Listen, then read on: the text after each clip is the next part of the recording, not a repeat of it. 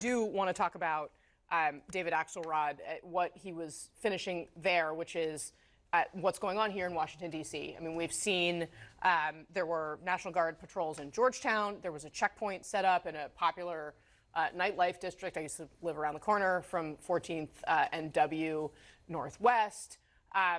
We have not seen the presence be sort of all across the city from what we can tell, but rather in these isolated places.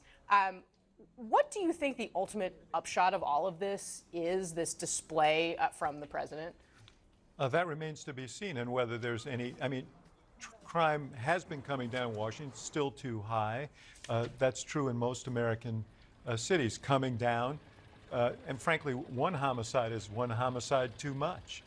So, you know, we'll see if there's actually any real effect. It's not really clear what they're doing, but the precedent of declaring emergencies and saying, you know, Washington is a hellscape, and therefore I am going to send military. And we saw it in other places. We saw it in L.A., you know, where Marines sat around for several weeks, not doing a heck of a lot, but the show of force was clear. And you don't want to normalize, you know, casual declarations of independence and then authorization of military in the street, because then you get to the point where you see, you know, folks showing up at political rallies and you know, there's a reason why we keep the military separate from domestic activities. So, you know, there's a concern about that, but I don't know what I'm hoping, look, I hope the upshot is somehow this improves things. But I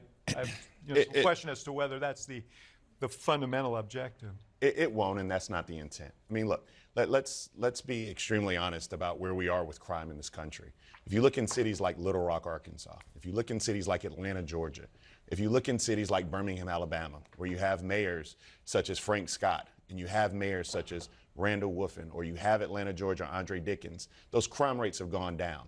Muriel Bowser, the crime rate has gone down in D.C. In fact, go to Baltimore. She's been mayor for a long time, and the crime rate went way up during the pandemic. But you know who I'm quoting? Kash Patel, the FBI director. But even more important, go up to come down, but listen, even more importantly than all of that, let's go to Baltimore, who was Republicans beat Baltimore senseless.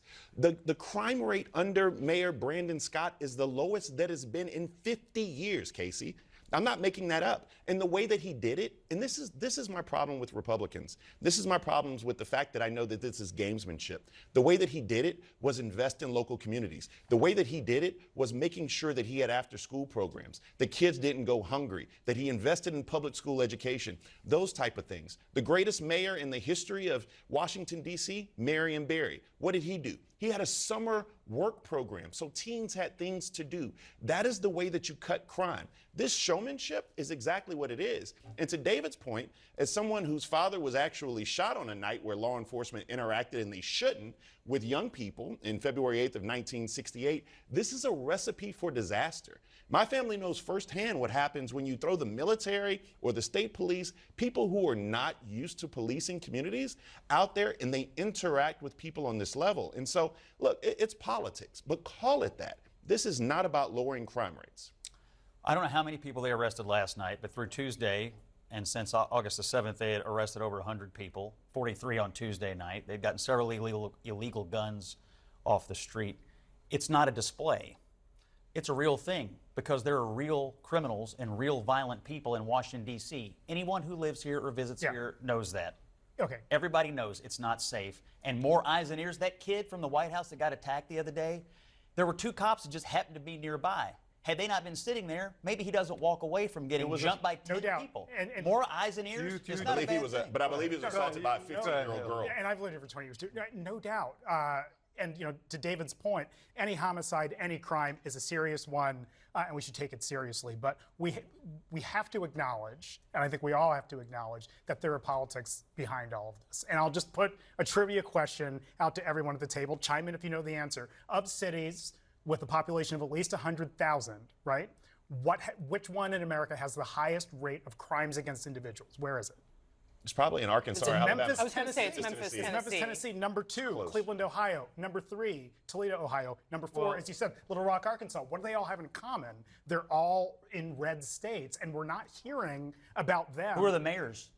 But Has the president Well, let me made, ask you, no, Scott. no. Has the president made a push to federalize the law enforcement in highest- those Scott, places? Scott, If- Well, it's if- also not let legal me the ask way you it a is in question, DC. though. Sure, but if this were You're- actually something that were not a political statement You're against. trying to get out, I know. No. Go ahead, David. No, You I hear what mean- I'm saying, though. I mean, your hometown of Louisville, Also a Democrat mayor and a Democrat governor. Go ahead.